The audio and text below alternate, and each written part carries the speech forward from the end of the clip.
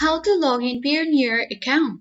Hi everyone, this is Rose and I'm here to guide you on how to log in Payoneer account. Watch the video till the end and without further ado, let's dive right into the video.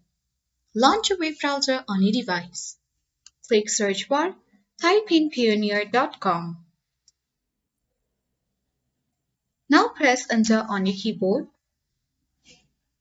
Then you will access the official web page of Payoneer.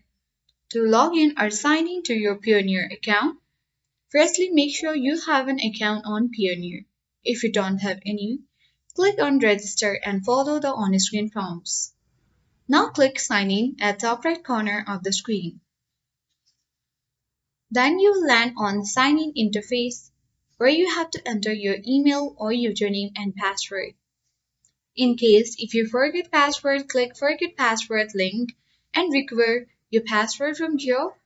Then click on sign in button. And that's how we successfully sign in or log into Payoneer account.